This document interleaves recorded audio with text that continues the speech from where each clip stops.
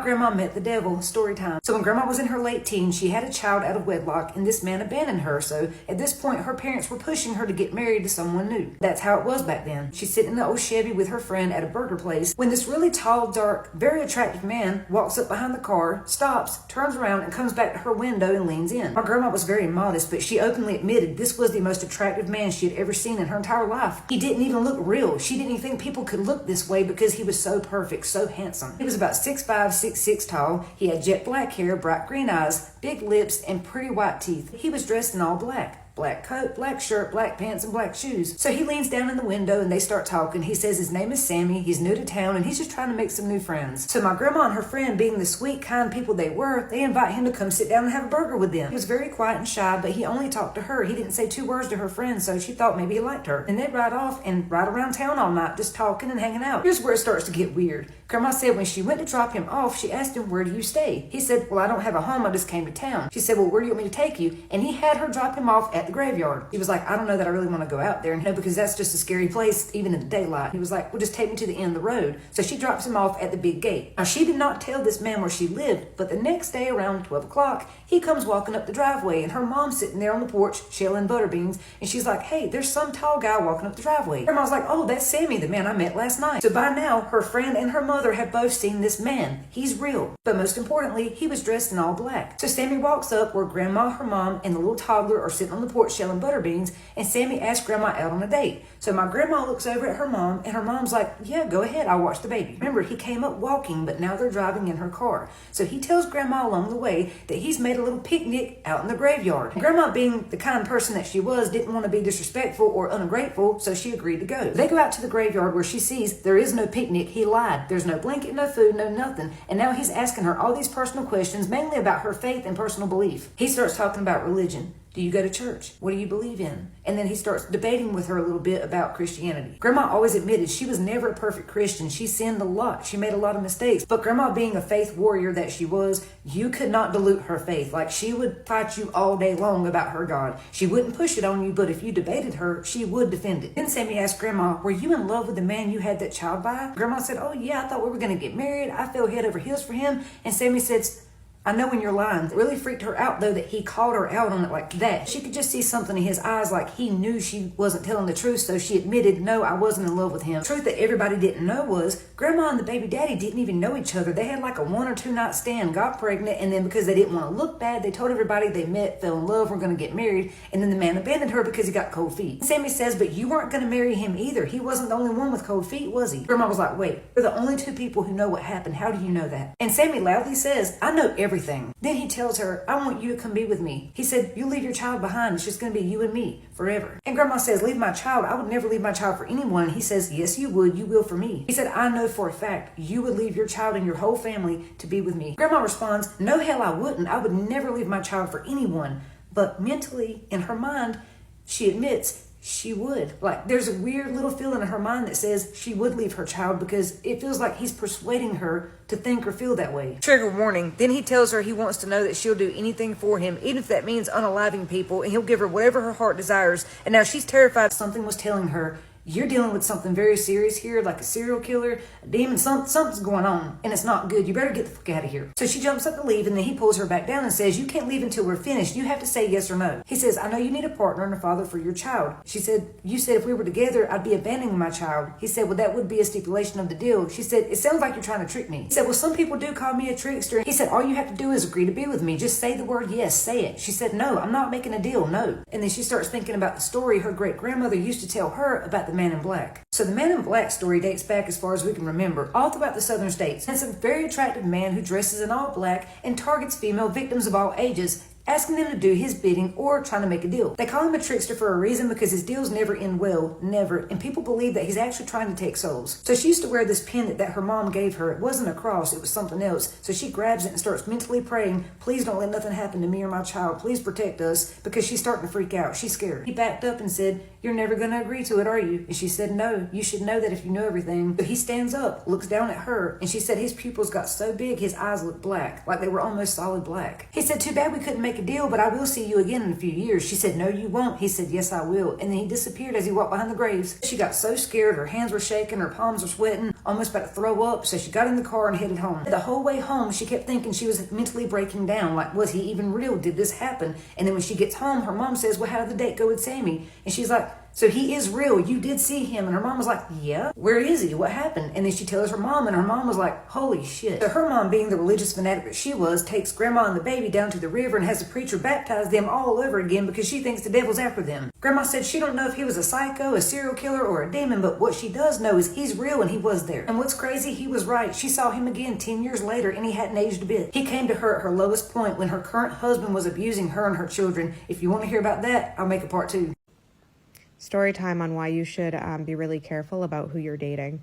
So this is a true story, friend of a friend kind of thing. There was a young girl. She lived in New York City, and she was on a dating app and matched with this young guy. He seemed like a really great person. He had his stuff together, good job, lived local to the area. They talked for a few weeks. Everything was going really great. No red flags, all of that good stuff. He decides to ask her out one night, and they end up going to, she agrees, they end up going to this really nice restaurant. He pays, he's a gentleman, he's nice to wait staff. They wrap up the night, and they both go to their respective homes.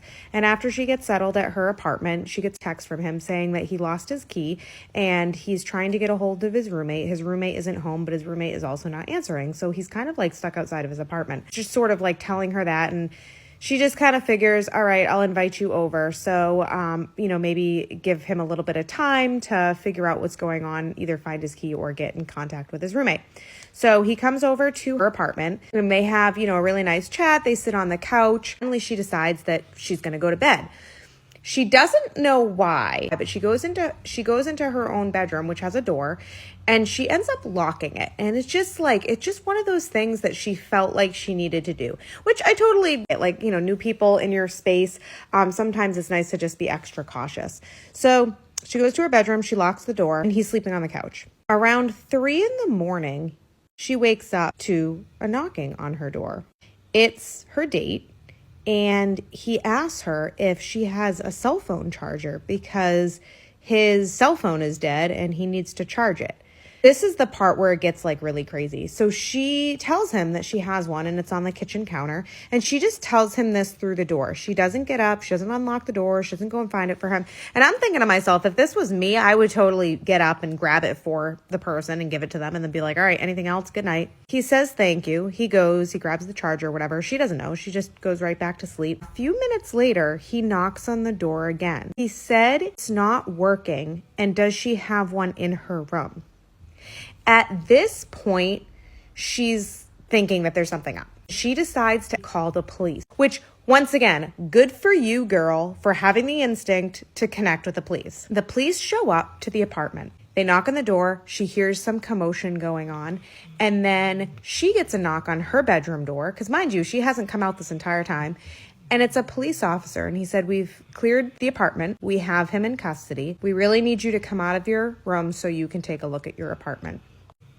She opens the door and walks out, and she sees that her entire living room is plasticked.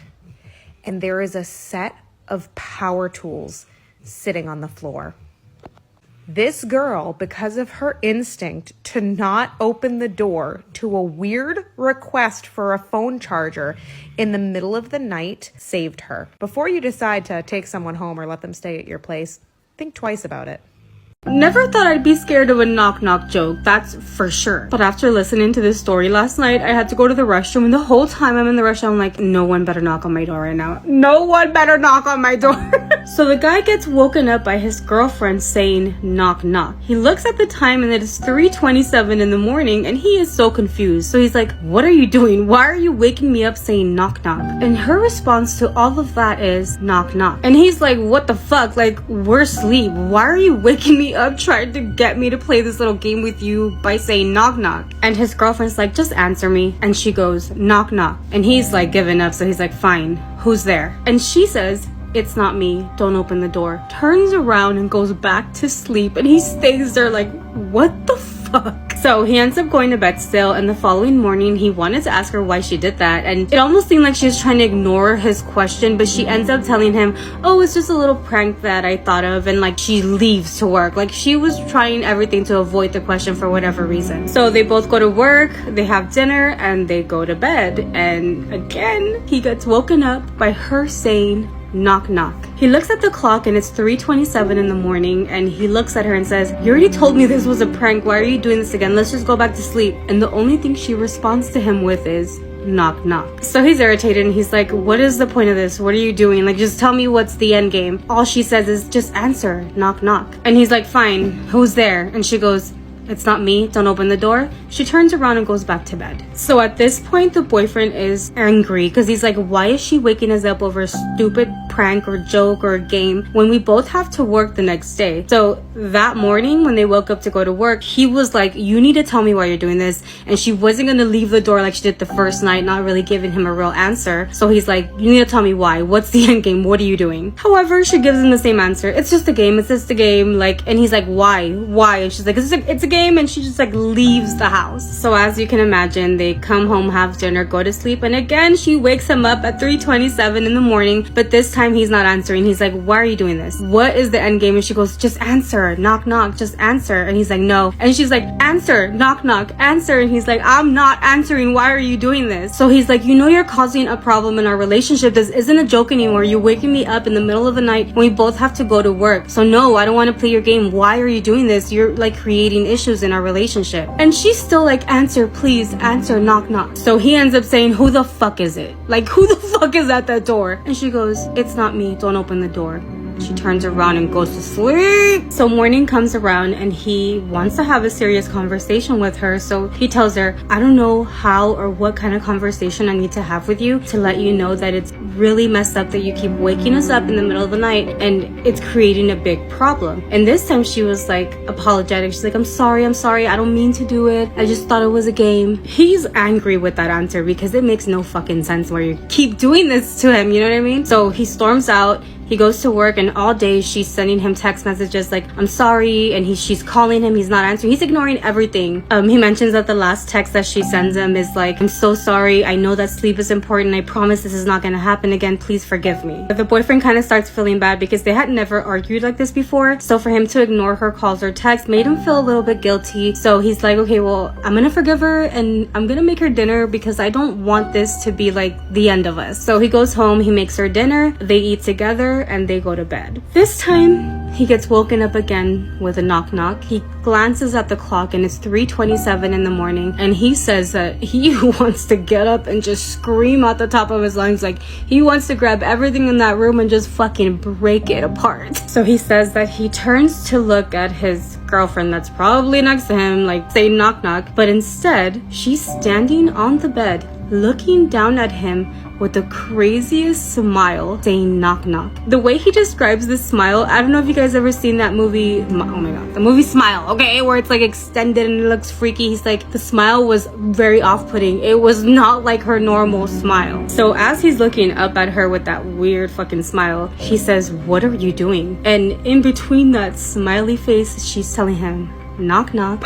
Oh my god, I got chills. At that moment, after she says knock knock again with her weird ass fucking smile, he says that her body started cracking and bending, and it was like a scene from a scary movie, and it scared him so much that he jumps out of bed and runs to the kitchen. But once he gets to the kitchen to catch a breath, he hears a knock at the front door. When he hears the knock, his first instinct is like, who is it? And it's his girlfriend's voice saying, love, please open the door. Whatever is in there is not me. Open the door, please. Whatever is in there is not me. Open the door, please. Please open the door. Don't listen to the person that's in there. Open the door. He has no idea what to do because he's like, who's the real one in the bedroom, outside the door? But in that moment, he had no time to do anything because whoever was in the bedroom, his girlfriend, comes out with that creepy smile, running full force towards him. But by the time she's about to get to him, he faints, passes out because of how scared he was. He says that he wakes up 2 hours later and his girlfriend is nowhere in that home. He says that he hasn't seen her since. He even made a police report or a missing person report because he has not heard of her. He has not seen her. Like, she's disappeared and has never returned. Honestly, that scares me more because what if one day she comes back with her creepy ass smile? Can you imagine? Knock, knock. Oh, I just scared myself. Anyway, what do you guys think? Because first of all, the first knock, knock, if my husband woke up and said knock, knock, and I'm like, who's there? It's not me, don't open the door. Divorced, bitch! What the fuck? This is how I finessed my way into becoming roommates with America's first female serial killer. AKA, my psychological finessing skills gone wrong. So you guys should eat this up. To preface, the home I'll be referencing in this video that I lived in is now owned as event space. So you don't have to believe anything I'm telling you here. You can go check it out for yourself. That roommate still lives there. She's lived there for 200 years. So if you do choose to go check it out, tell my girl I said hey. The year was 2022. I had only been living in Charleston for a couple months at this point. The time had come for me to find a new place to live. I had been scouring Facebook Marketplace and found nothing I could afford because it's Charleston. One morning, a beautiful, bright and shining ad pops up in the most beautiful carriage home of the largest privately owned residence in downtown Charleston, the Glover Scatilli House. It was listed for the right pricing of $650 a month. 22-year-old Nicole was like, ding, ding, ding, sign me up. This is right in my budget, boys. But as you can imagine, $650 a month was in a lot of other girls' budgets too. So after I messaged the girl, she goes, you are welcome to attend our open house, but be aware there is going to be about 20 other girls there. I was like, are you kidding me? But as we all know, it wouldn't be my first rodeo. So what do? Tell them I'm not going to be able to make it in time for the open house because I have work that night, even though I only worked a 9 to 5, and that I'd have to come early before all the other girls got there. I make these ladies fall in love with me. I was signed, sealed, delivered the next day, baby. Flash forward to a month later, I'm moving myself all by my lonesome into a brand new house. I remember it feeling thick. But I knew the house was 200 years old. I didn't really believe in ghosts. It's dark and stormy. I can't make this up. I have video. I had been in the house all of 10 minutes before I started hearing the women's voices downstairs. I knew that the 3 other girls that I was to be living with weren't going to be back in the residence for 2.5 to 3 weeks. So I was going to be staying in this house by myself. Naturally, I assume that the voices I'm hearing downstairs are maybe one of the roommates back early. So I go out onto the balcony, hey, no one. But whatever, there's an Airbnb beneath this house. Maybe it was a gardener, who knows? There's like acres of this house. That night, I'm finishing up unpacking and I hear the voices again. But I kind of dusted off because I had just started getting floaters in my eye and I was freaking out that I was seeing things that weren't there. So I was like, this is probably just part of my early onset schizo behaviors. Until one of my friends broke the news to me that floaters are a normal occurrence of people with stigmatisms. The next day, I was dating a guy at the time who was a good old boy, didn't believe in ghosts, and I knew would tell me if I was crazy. I will never forget that night as he busted out of my double doors to the balcony yelling, who's there? When a good old boy tells you you're not crazy, you know you're not crazy. As time went on, I started to realize that whatever these encounters were only primarily happening when this boyfriend was there. So one day I finally get to the point where I'm close enough with one of the roommates who coincidentally had lived in the house longest to ask her, has anybody ever questioned whether this house is haunted? She takes the biggest sigh, says, let me put on my PJs. How long do you have? I'm going to do my best to retell her story in the quickest way possible for those of you who are unfamiliar with Lavinia Fisher. Lavinia Fisher had this husband or partner. They were running the streets of Charleston, offing people, stripping them of their clothes, burying the bodies, and selling the clothes down on Market Street. So in other words, they were unorthodox consignment. And the first founders of Uptown Cheapskate. Can you imagine? They were eventually caught, and the husband was arrested and taken to jail. But in the 1700s, of course, women didn't have to go to jail if they were married to somebody without a felony. So Lavinia knew what she had to do. Our girl had to find a way to get laid. Legend has it that she was seen running the streets of Charleston in a wedding dress, begging any man she walked by to marry her. Relatable. Before her life sentencing, right here in Marion Square, as she was still wearing her wedding dress, with her final words being, do any of you have anything you'd like for me to say to the devil? I was like, what? The devil? I don't know him, I don't want to know him. Nice to meet you too, sis. Why didn't we talk about this at the open house? So I'm like, let's clear some things up here. First of all, why would what about Levin? Why is she here? Because what's up with my room? Well, Glover or Scatelli were a doctor, and they would practice medical procedures on the women in the carriage home, aka my house. So they all hated men, but Lavinia especially. And their sleeping quarters were in my bedroom. Enjoy your time here, though. It's gonna be great. I thought I was moving in with 3 roommates. I moved in with like 56. Come to find out, the girl that lived in my room had the same, if not worse, experiences, like voices in the shower. Burn it down, burn it down. Things get creepier. We get infested with fleas. Crows are flying into my bedroom. And it all is circulating around this boyfriend. It was one cold night in January. I got fed up and I said, you know what? I think I want to break up with you. Was that our final moments together? No, of course not. But that night, I came home. I flopped down on my bed and I said, ladies, if there is any night y'all will let me sleep, please let it be tonight. I don't think I woke up once. And mind you, this haunting had me prescribed alprazolam. Every boy that I had to that house after that were also catalysts for terrible things happening. However, I did kind of get into cahoots with the ghosties and I felt like they were my friends and I think started to respect my game. Anyways, long story short, is it nice getting whatever I want whenever I want? Yeah. But do the spirits of the afterworld don't really care how good you are at finessing and will haunt you regardless? Yeah. So yeah, now I believe in ghosts. And you could too.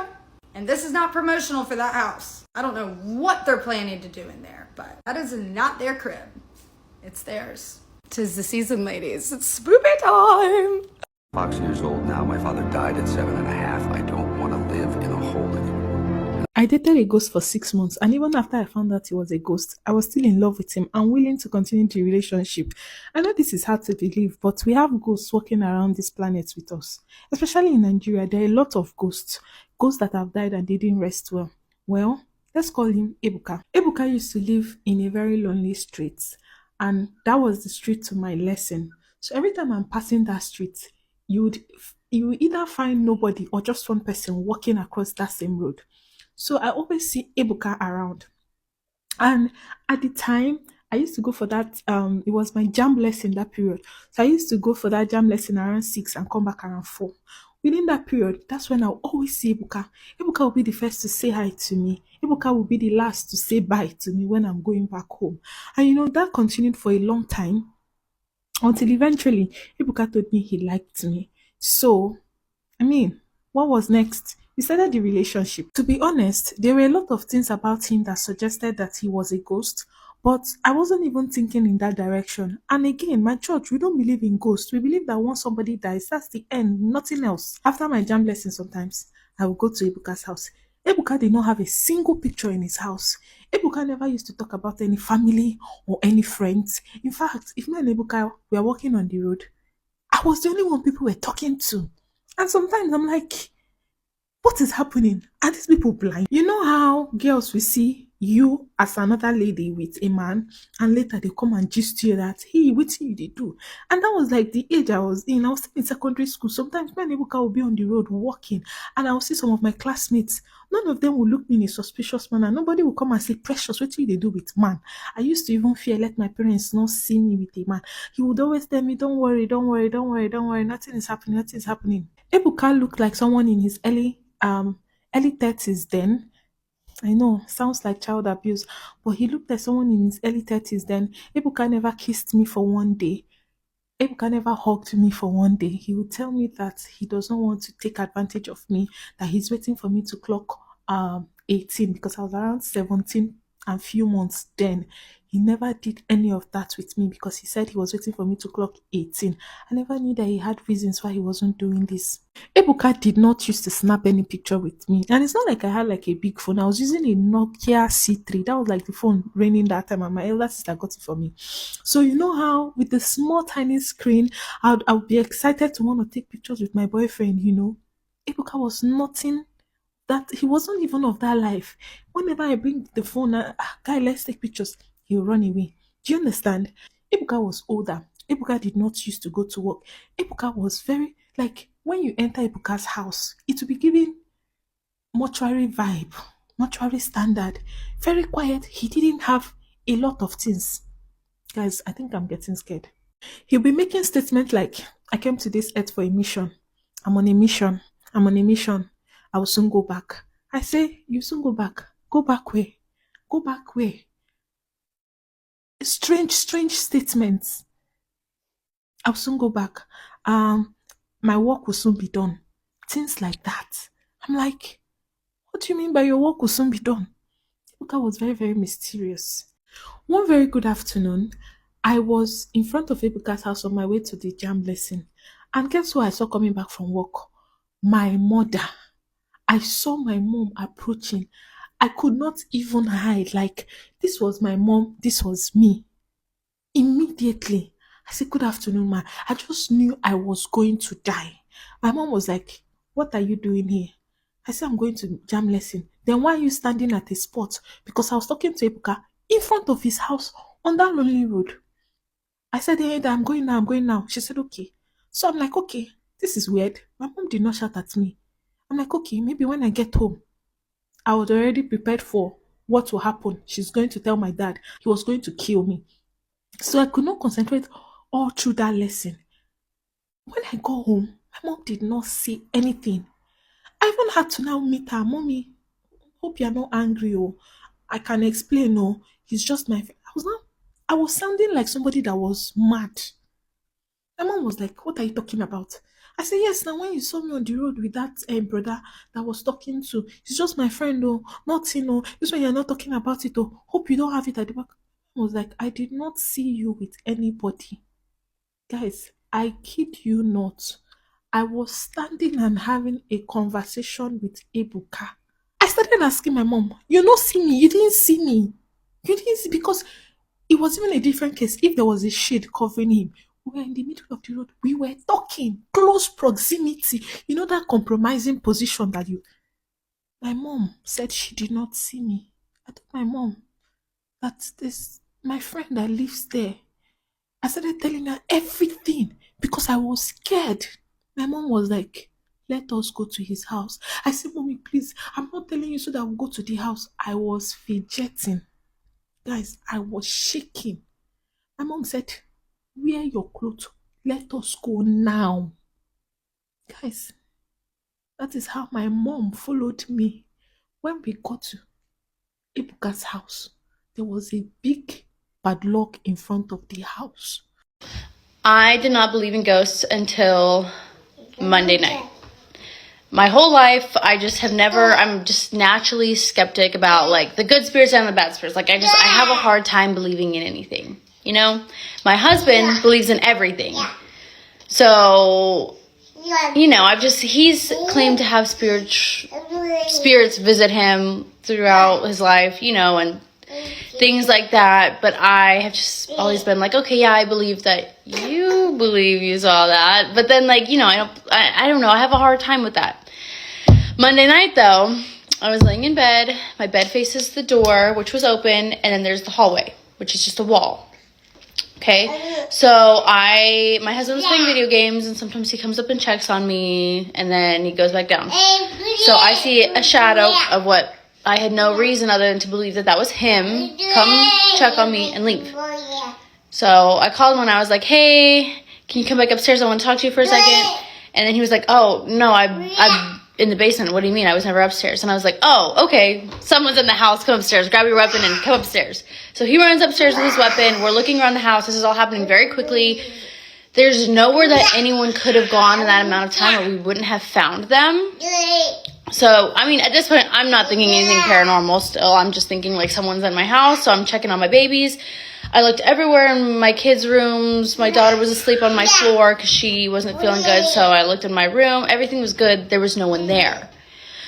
No windows were open. No doors were unlocked.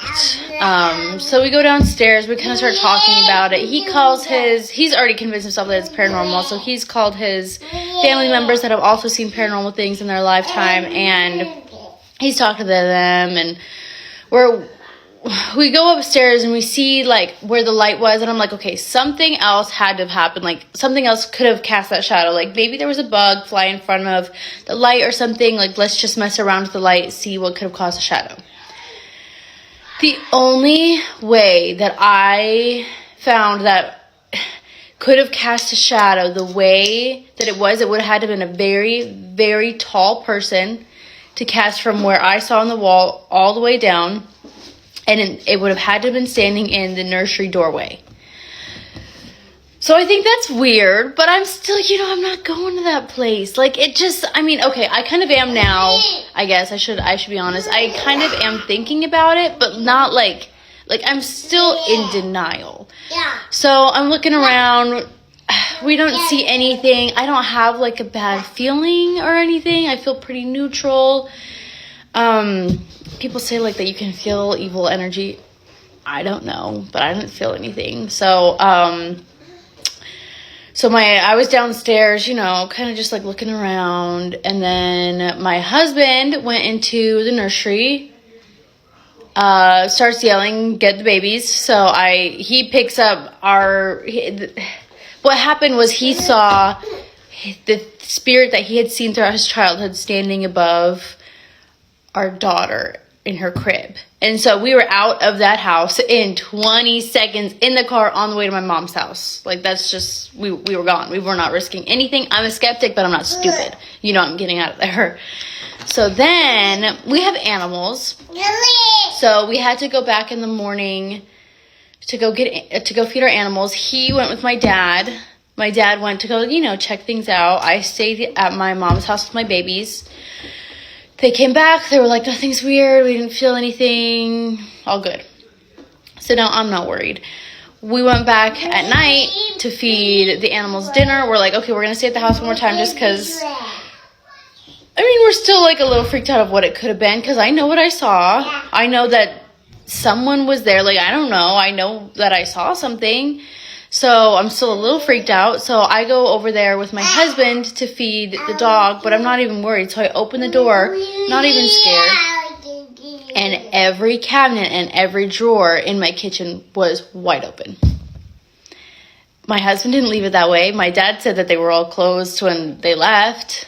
Like, and then I went into each of my rooms, each of like my kids' rooms and my room, and all the drawers were wide open. I went into my bathroom, wide open. My cabinets were wide open. So I was freaked out. I was out of there. We called my parents. They came. All four of us were walking through the house, trying to see like if something was taken, trying to see if like someone had broken into my house. There was nothing taken. There were no like entrances of the home that were left unlocked or like weirdly opened or anything. Any of the valuable stuff in my house was still there. Like, so it didn't look like someone had broken in, but I don't know. So I am feeling weird about it. I do feel, I don't know, like I sound crazy being like, there's a ghost in my house, but I don't know. Like I'm freaked out now. So now what I'm going to do about it is I'm going to go and I'm going to salt the outside of my house. I'm going to go give it a good sage. I'm going to get a religious leader to come bless the home, kind of say a prayer over everything, and we'll see what happens. I'll keep you guys updated. But now I have like my cameras working, and because my cameras were there, but they weren't like, I have like a blink camera, and so my notifications and like movement was off. So now I have it on, and it'll notify me if there's any movement or activity. I don't know. I feel stupid saying this, but I'm scared. I don't know how to like explain some of that. But yeah, keep you guys updated. Oh my god. I can't breathe. I didn't think this story was gonna be as scary as it was, but it definitely is, so let me just start. So this guy says that when he was younger, one of his distant aunts passed away. He says that he really didn't know her, but he could tell the big impact that her death made on the family. Since they all traveled into the town that she passed away at, they sent him to go and spend the night with his cousins. He explains how they weren't gonna stay at the cousin's house, but at their cousin's grandmother's house. He had never met their grandmother until then, and he explains how she was really nice and even asked him to call her Mama Carmen. And no, it was not his grandmother. He was related to the uncle. The aunt was by law married, and his aunt, so it was the mom's mom, so not his grandmother, but his cousin's grandmother. I hope that makes sense. He explains that Mama Carmen's house was really big and it was made out of wood and it was so pretty, but he knew that there was just something off or weird about it. So when nighttime came, they directed him to this really big room in the house, and the older cousin said something to him that just like threw him off. Before walking out of the bedroom, his cousin tells him, hey,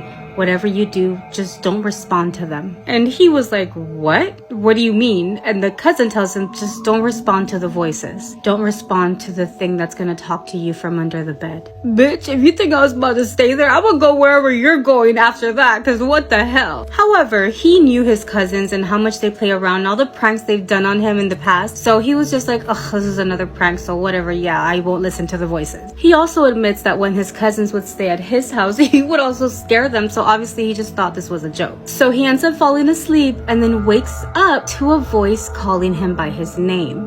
Felipe. He thought he was dreaming, but as he opened his eyes, he could have sworn that he heard that last little Felipe. Not me giving myself goosebumps right now. So he's laying there very still, awake, and hears nothing. And as he's drifting off to sleep again, he hears that voice again. Felipe. This time, he recognized the voice calling him by name. It had been a very long time since he had heard that voice. It was almost like he had forgotten what that voice sounded like, and it was because it was his mom's voice. His mother, who was no longer living. He immediately gets up and starts walking towards the door. He says he doesn't even want to look back. He doesn't even have the courage to look back and see what is underneath the bed, but he exits the room. However, when he finally makes it to the door where his cousins were sleeping, he said that he felt embarrassed. He thought to himself, if I go in there and tell them that I'm scared or tell them that I heard voices, they're never gonna let it go. I'm gonna have to hear this for the rest of my life, and he didn't want to deal with that. He said that it took him a minute to grow some courage, but he just turned around and went right back to the bedroom that he was sleeping in. He walks down the hallway, goes into the room, lays down, and he's laying there for a good minute. And finally, he is drifting off to sleep, and that is when he hears the voice again. Felipe, I forgive you. You have nothing to forgive me for, he said, half asleep, responding to the voice. You wish for me to die, but I forgive you. The voice responded. So this is where Felipe finally starts telling us a story about what happened with his mom back when she was alive. And he says that he has to confess something that he had never told anyone. His mom was really sick, so sick that she fell into like some sort of paralysis on her body. And he had to take care of the mom because the dad basically abandoned them when this happened because he couldn't deal with it. So can you imagine, like, the mom fell into paralysis, the dad left because he just couldn't deal with it, and he left his son to take care of a fully grown adult. He does say that the dad did continue to send them money just to help out around the house, but he never showed up. He stopped playing outside with the neighborhood kids. He stopped doing his homework. He didn't go to school anymore. And all he did all day long, 24/7, was to take care of his mom. And he admits that at that time, he really hated his life and everybody who was in it. And yes, it's true. He really wished for his dad to die for doing this to him, but he also admits that he wished for his mom to die as well. He says that he doesn't wish her dead the same way he wished his dad dead. He wished her dead just so that she can get some peace, so that she wouldn't be in pain, and so that he can also just be a kid again. And he says that it was really hard to take care of her because she couldn't eat by herself, she couldn't shower by herself, she couldn't even go to the restroom. So it was things that he had to do for her, and it was a lot. But that desire for his mom to die was something that he never told anyone, not a single soul. And this is in fact the very first time that he's writing this down for this podcast to share with the world. So we go back to the voice telling him that she forgives him for wishing her dead. He is more asleep than awake when he asks for forgiveness to the voice that sounds like his mom. He admits that he doesn't know if it was really his mom or what was underneath that bed, but because of what the voice said, he wanted to ask for forgiveness, and he actually put his hand down underneath the bed. He didn't know what he expected. He didn't know if he expected somebody to grab his hand, for someone to say that he's forgiven, but he put his hand down there and actually fell asleep with his hand just hanging there. After falling asleep, he was awoken by a weird sound, and when he opened his eyes, it's when he felt a sensation of something touching his hand. He explains how the hand felt really rough, and it was definitely coming from underneath that bed. At first, he thought he was dreaming, but no, this was definitely not a dream. He was definitely awake. So by this point, the hand was already grabbing at his chest, and he was terrified. He said his heart was beating so fast. However, his curiosity won over the fear that he was feeling. So he literally moved to the edge of the bed and looked to see what was coming out from underneath the bed. What he saw was this very long, gray, old-looking hand coming from underneath that bed. It was fucked up. It was scary. As he was looking at the hand, he could see his hand next to that other hand, so he knew he was awake, but he couldn't take in what he was seeing. It was a lot, and it was crazy. He said at that point, his body became very cold. He was very stiff, and he can still look at his hand and at the hand grabbing at it now, like they're trying to pull him down. And in that very moment, as he's being pulled down, the voice is saying, "I forgive you. I forgive you. I forgive you." Over and over again. It was at this moment that voice completely changed. It didn't even sound like his mom's voice anymore, and it sounded like it was making fun of him. So now the voice was like mocking him, saying, "Do you forgive me? Do you forgive me?" Like over and over. He said that the way the voice changed was like it was using his mom's voice, and then all of a sudden it was just not his mom at all. So like it was trying to trick him. For some reason, this reminds me of Leprechaun. Have you guys seen it? Where like his voice changes. That was also the moment where he remembered what his cousin told him. If a voice is talking to you, do not respond. He wanted to take that advice, so he decided to stay quiet, but at that moment, it was too late. He had already talked back to the voice. Without knowing what to do, he said that he literally bit his mouth so that he wouldn't talk anymore, closed his eyes, and just stayed very still. He even tried to like let go of the hand that was holding him, but the more he tried to let go of the hand, the more the hand was trying to pull him underneath the bed. Felipe, let me go. I'm scared. I can't do it. Felipe, let me go. Felipe, let me go. That's what the voice was telling him now. He finally understood that that was not his mom. That was not his mom's ghost. That was not his mom at all. It was actually the complete opposite of what his mom was. So he fought. He said that he fought for the longest time. He tried to hit. He tried to hold on to the bed. He was not about to let this thing drag him under. And he was successful because it finally like let go of his hand from all the fighting that he was doing. And when that happened, he immediately turned to like the side of the bed where the wall is, where that thing cannot reach him. He said that he sat there next to the wall on the bed, just like waiting for a hand to come up and try to get him again. And it was like the longest silence he had ever experienced. But that was also when the sun finally came out and he heard somebody in the kitchen. He literally jumped off the bed to the door into the kitchen, and it was Mama Carmen that was in there. He told Mama Carmen everything that had happened in the bedroom the entire night. He admits that she never interrupted him. She heard everything he had to say. When he finally finished telling her what happened, she just looked at him, smiled at him, and said, "You shouldn't give anything that much importance."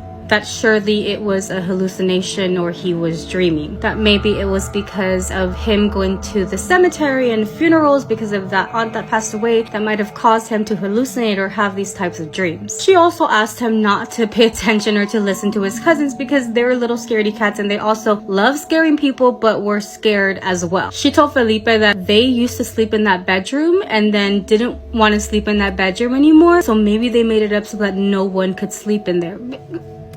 Sorry, what? You're telling me that they've experienced this, but you're saying they made it up because what? She said that she believes that they made up this story so that they can move out of that bedroom and somebody else occupy the space that they were always scared to sleep in. He admits that he would have loved to believe her saying that they made this up, but how would they explain the voice? How could he explain the things that the voice was saying that only he knew? Now I'm curious as to what his cousins experienced in that room, because it's obvious that they've experienced something. He was like, there's no way that they could have pranked me with my mom's voice and saying things that I had never told anybody. So yeah, she doesn't want me to be scared, but I believe my cousins and I believe they experienced something in there. He also says that he's never gonna forget what that hand looked like. Like, that was not a dream. That was not something that he dreamt of. He was awake and he was there. But man, I would not know what to do if that happened to me. What do you guys think? I'm pretty sure this is going to be the last home healthcare video that I'll be making. I have to double check my book, but around that time I was always writing things down whenever they happen, but I'll have to double check and let you know. So let's get into it. So around this time, I was packing a bag about, 3 days, sometimes even 2 weeks, and I'll be going to these clients' houses. I was working for this home healthcare company.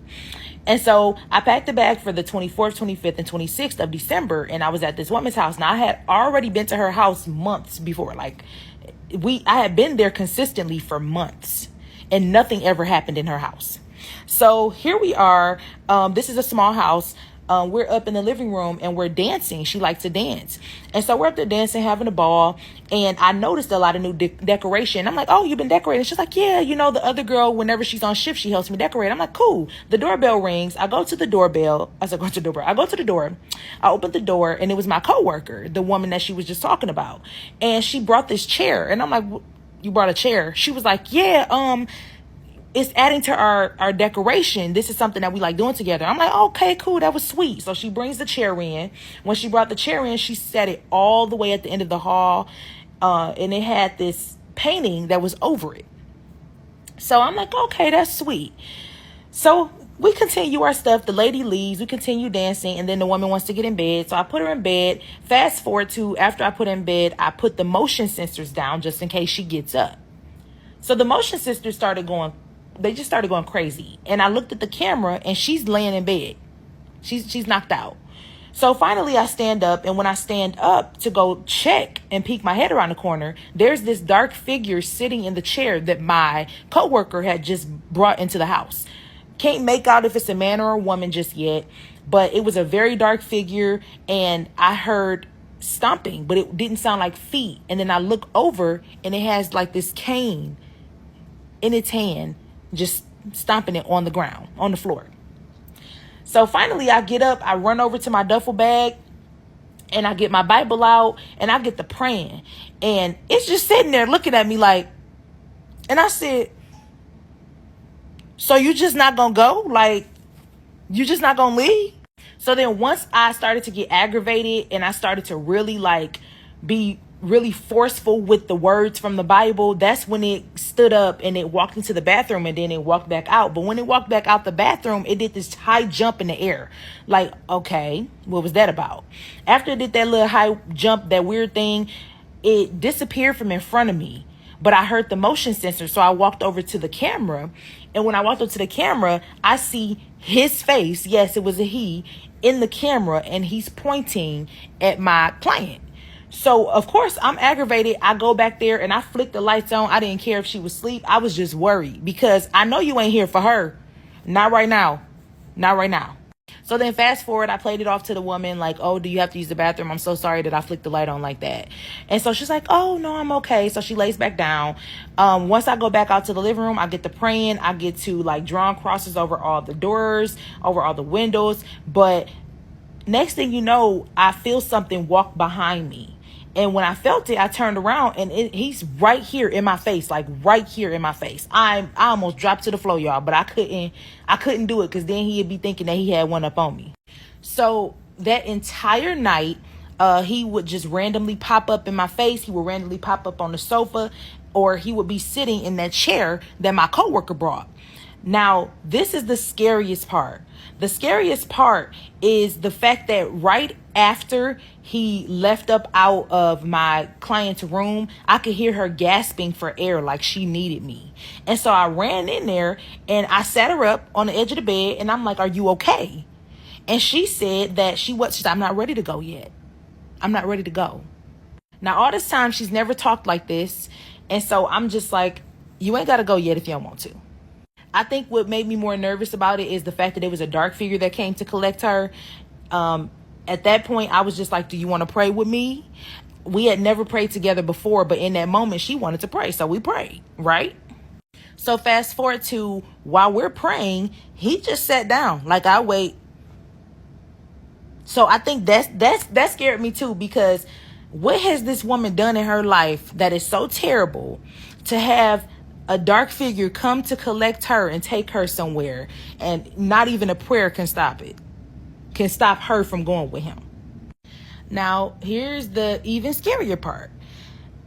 I got a feeling to look outside. So I went ahead and I looked out the window. And when I looked out the window, there were two other dark figures standing on the sidewalk. That scared the crap out of me because I know y'all better just be here for her. So I hear knocking on the door. Of course, I'm not answering it because I just looked out the window. I saw y'all out there. I'm not opening the door. And so the woman, she starts getting hysterical and she is like really going crazy. I'd never seen her like this before. And so do y'all know, like, probably not even 24 hours after I left, that woman passed away. She passed away. And in my head, I felt so bad. But in my head, I was thinking like, oh my God, this family gonna think I'm the Grim Reaper. You guys want to hear a scary story? It reminds me a lot of Insidious, but it's real. One time when I was babysitting these two girls, talked about them in a video before this. We were going to call the older one Luna and the younger one Aura. That's what I called them last time. I was babysitting, and the older one had an imaginary friend that she called Pete. I would always sense weird energy in this house. Disturbing, dark, like not good, friendly Casper the Ghost. And then one time, the oldest Luna at the time was, I want to say she was 3 or 4. And the baby, Aura, was like 6 months old. And I had put Aura down for bed. Put her in her little swaddle, got her all set up. She was snug as a bug, cute, perfect sleeping. And me and Luna were out in the living room because I was like, okay, we can play one game together like before you go to sleep because Aura obviously went to bed a little bit earlier. I think we pulled out like Candyland, some board game, which obviously she doesn't know how to play the ins and outs and the rules because she's 3. But when we were playing, she had another little character and it was Pete's, right? And every time, I swear to God, I would look away, I'd look back and it would move, and she'd be like, oh, Pete moved it. And I'm like, okay, Luna, like, you obviously moved it, you know?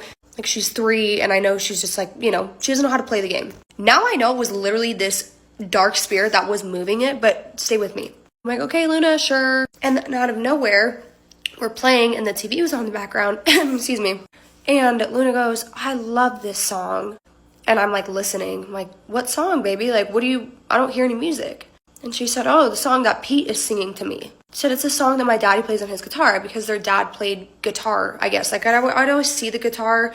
Sometimes it'd be in the living room or sometimes it'd be in the parents' room. Like, when I'd go in there to grab stuff for the kids. It was just, like, always propped against a wall. And I was like, oh, that's nice. Like, remember what we said about Pete? Because I told her I didn't want her talking to Pete because, again, this felt like a dark energy. And it sucked because every time I was there, I felt like he was sitting in between me and her. Like, he was always, the spirit, Pete, was always hovering. It would never go away. So anyways, I'm like, what song? Blah, blah. And she's like, I'm trying to get her to describe to me again. She's 3. She doesn't really know how to describe it. And she says, no, Pete said he'll play for you.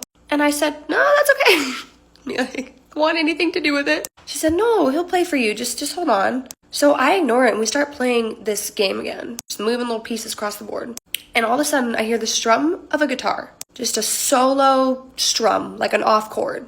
And I just get chills down my back because at this time the guitar was in the parents' room. I only knew that. I hadn't gone in their room that time, but because I heard it and their door was shut. And Luna jumps up. She's like, oh, I told you, Riley. Like, I told you. Pete said he'd show you the song. It's my favorite song. And I'm terrified. Like, I'm trying so hard to act cool. I don't know how this little girl is not so scared. But I'm just like, oh, okay, hold on. Let me just go look real quick. Because my immediate thought was like, maybe somebody's in the house. Like, a real person. Because that sounded way too real. It literally was just a strum of a guitar. So I go into the parents' room, I turn on all the lights, the guitar is just sitting against the wall. Nobody's in the house. I do a sweep, and I'm like really disturbed because every sweep I'm doing, I feel like something is just hovering and following me into every room I'm going into. So I finally sit back down with her. I'm like, okay, babe, let's watch like 10 more minutes of the show, and then like we're gonna go to bed. When I sat on the couch with her, it was the first time I felt like not super heavy, overpowering energy, and I'm like, whew, okay, like. But anyways, I was like, okay, this feels a little less heavy. Sorry, my dog's drinking water in the background. She's so loud. So I'm like, okay, I can breathe a little bit. And I pick up the baby monitor right next to us. You guys know what's coming. You've seen the scary movies because it literally was just like that. Pick up the baby monitor to check on Aura. And I literally gag when I think about this because it was so terrifying. I see a hand, right next to the baby. She's sleeping, she's swaddling, and it's a creepy hand where the nails are like this long, and it's just this black shadowy hand just right next to her. And again, this is the first time I said I felt relieved, like I wasn't being followed. It's because it went in the other room. I freak out. I literally sprinted, ran, busted into Aura's room, woke her up because I came in the door so hot. She was crying and just felt that energy in that room was disgusting. I pick her up, I bring her back out to the living room, I'm like trying to explain to the parents when they come home, like they're gonna think I'm insane of why their kids are still awake. And I'm sitting on the couch with the baby and with Luna, and I forgot to turn off the baby monitor. And I literally hear just disembodied voices coming from the baby monitor. Terrifying, out of nowhere, loud. And I literally just shut the baby monitor off. And they, like, the baby ended up falling back asleep in my arms. Luna ended up falling back asleep, and she, like, fell asleep on me. Like, her little head was on my shoulder. When the parents came home, I was like, sorry, they're just, like, so sweet. And they just wanted to sleep out here with me. Because I tried, again, to, like, I've explained this in the other video, but I tried to kind of bring it up to them before, how, like, something I thought was going on in their house, paranormal. And they looked at me like I was fucking insane. So I knew I wasn't getting anywhere with that. But that was also one of the terrifying times I experienced babysitting for those kids. Since many of us are looking for a new person for a spooky, scary story time, I thought I would throw my name into the ring. My name is Samantha, and I live on coastal New England. So I'm going to be just trying this out by telling you some stories about things that either happened to me or people that I've met, and all of it is based around here in New England, with the exception of one story from my husband, which I will tell you at a later time. So I met a young woman who told me that she is one of 8 siblings. And at some point in the early 2000s, when they were all pretty young, their parents went through a really nasty divorce. So their mom had to find a new place for all of them to live, and she had to find it fast. But the only place that she could find was this rundown house, and it was right by the beach. So the good news is that they had a backyard and they could go to the beach and they could be safe and all of that. But the house itself was very old, and you know, the normal things that you expect to happen would happen. The roof was a little bit leaky, lights would turn on that you swore you turn off, doors would be open that you swore you closed, you know, just like normal stuff like that. But because there was so much going on in their life, and because there were so many kids in the house between the ages of literally like 3 and 19, you know, everyone would experience these things, but just sort of chalk it up to, oh, well, maybe so-and-so was using the bathroom, maybe so-and-so opened this, I don't know, right? A few years after that, their mom really managed to get back on her feet and was able to buy them a really, really nice house. Everyone, for the most part, had only one other person in their room, and again, coastal New England. So great schools, great life, fresh air, you know, all of that kind of stuff. But one night, their house caught on fire. And still to this day, they don't really know why. The fire department was like, okay, it looked like an electrical fire, but I don't know. So there was a lot of kind of like, was it arson? Was it electrical? I don't know. But regardless, the fire chief wrote it off as electrical. So the insurance company said, hey, listen, because it is the pandemic, we are not able to put all of you in a hotel. They were like, I'm really sorry, but there just isn't enough room to accommodate all of you at one location. However, we have found a house that is currently like in foreclosure, but like the bank said that they're happy to let you guys stay there and whatever. So they don't really have a choice, right? So they all move into this house, and right away, weird things start happening. Now, this house had been sitting abandoned for, I think, 4 or 5 years at that point. So it was really, really dirty. Again, it was owned by the bank. So, you know, like whenever a bank takes possession of a house, they'll kind of go in there and they'll clean some things up. If you're really lucky, they'll like repaint, but they're not really going to do much. And it also came more or less fully furnished. Like, it would have a bed frame, but not a mattress. And like, it would have like a couch, but like the couch would need a couch cover, like things like that. Right away, when they started moving in there, things started happening. Now, this particular house was really, really old. It was built in the early 1900s. So it was like a Victorian style house.